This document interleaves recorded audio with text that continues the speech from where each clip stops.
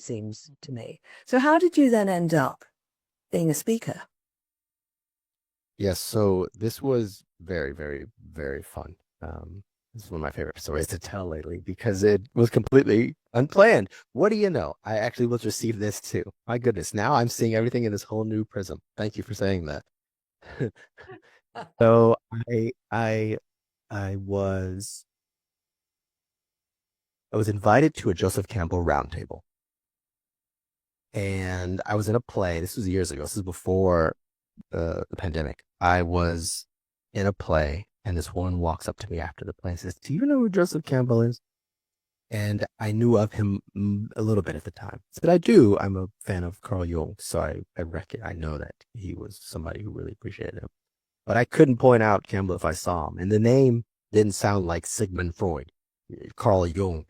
It sounded Joseph Campbell. So I thought he was like, some 25-year-old, 30-year-old guy who lived today. And so she said, "I have this roundtable if you're interested in going." I said, "Sure, I'd love to." She said, "It's next week." I said, "Yeah, of course, no problem." And I thought to myself, I'll just go buy a book of his and I'll read it for the week, and then I'll go from there. And it's The Hero with a Thousand Faces, which if anybody has read it, you're not going to read it in a week. You're not going to read it in a month. It is very dense. I bit off a little more than I can chew. However, just around that time, the pandemic happened and everything stopped. And I was given this beautiful, this is a silver lining, I was given this beautiful boon of having all this time now to find out about Joseph Campbell. And so I found that out and I read that. And these are the things I look for in my life quite often, is like that silver lining thing. The podcast that my partner and I started, it's called Beauty in the Break. It's the beauty that comes out of the things that break. And this is one of those things, because in the podcast, I had all this time to like hone in and focus on what I'm picking up. Time comes, everything passes, and the roundtable kind of gets itself back together again. This is years after the pandemic. And they sent a mass email out saying the roundtable is coming back. And it's also ran by Joseph Campbell's wife. I'm sorry, excuse me. I apologize. Joseph Campbell's wife's friend, excuse me. Joseph Campbell's wife passed away. Jean Erdman is her name. She was renowned in her own space as well. She's a famous dancer. Her friend, who lives just a city over from where I live, had this roundtable, and Jean would stay there sometimes after Professor Campbell passed away. The friend would host these roundtables, and on top of that, the speaker at the time for this event was someone who knew him for 2 decades, Joseph Campbell. Her name was Rebecca Armstrong. And I didn't know this woman. I go to the talk.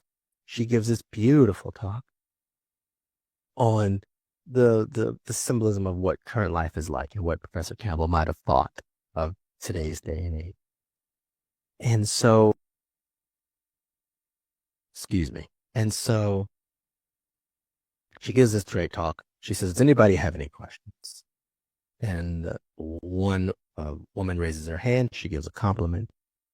And another gentleman raises his hand, and they have a bit of a dialogue. And then I raised my hand and I mentioned one thing that she brought up that reminded me of something that was really important to me. And it was going into the metaphor of the thread that connects us in this world, and how many times in stories and myths and in science and in practical living today, we have references to string or threads or nets that tie us together. So much that as a musician, I named my band Cesar and the Clue, which is Greek term for thread that connects us. I did wonder when I saw the name of your band. Yeah. So CLEW is one of the phrases used for the Greek myth of Theseus and the Minotaur, where Theseus wants to go find this Minotaur in this labyrinth, and Ariadne gives him this thread and says, "You go into this labyrinth, you slay that Minotaur, and then use the thread to connect yourself back to the world." And that thread is a symbol of what connects us all, because your job is to go inward into your own psyche, the labyrinth of your psyche, and battle your own dark nature, your own Minotaur. And the thread is what connects you back. So I named my band Cesar and the Clue. And I say this to her, and she goes, "Stop right there. She goes, do you see what he's doing here? And she pointed this out to the audience. And she says, this is the right way to do this, or whatever she said. And she pointed at me and said, you should be here. And then she turns to the host of the talk, of the roundtable. And she turns to her and then points back at me and says, there's your next speaker. No, I'm not a public speaker at this time. So I'm sweating bullets because I'm like, wait, hang on. Whoa. I'm just asking questions, lady. I don't know what you want from me, you know? So then she says, get my information. And if you're interested, I would love to talk more. And by this time, I was like, absolutely. Of course, without question. I was already so invigorated in this sort of metaphor, myth, and who are we and what are we supposed to be doing here, and so on and so forth, that I was to the brim with information, but I don't know how to disperse any of that stuff. I was just living with it because I liked having it, you know. That being said, she mentored me. And she had been a public speaker for a long time, a storyteller. Clearly, she knew Joseph Campbell for the last 20 years of his life. And what's the last one? She was also a teacher at a university in America. And so she gave me all this great guidance in so many ways. And then I had to take the leap on my own, right? Of course, at some point, the teacher says, this is your turn. You know, what's the Aesop fable, the Hixaltis? You leap here. It's your turn to jump. And living in Los Angeles, I couldn't find any speaking places that would hire me because I didn't have a speaking experience. Now, there's your cultural, secular cause and consequence, right? You need the job to get the experience, but you can't get the job because you don't have the experience, and so on and so on. So what I did was I rented an event space near where I live. Rented it for 2 hours, invited about 30 of my friends, and I put together a talk that was important to me. The talk was the thread that connects us all. And I gave that talk. And my partner, my romantic partner and the co-host of my show, what's going on here? We used to be a film director. And she propped up 2 cameras there. And we shot it. And then I took that video and clipped it and then served it out to places to potentially talk. And I started getting some callbacks. Places from schools in the city here, from spiritual places like Unitarian Universalist churches and spiritual wellness events, and then companies as well. And from there, I've been able to just keep networking as much as I can.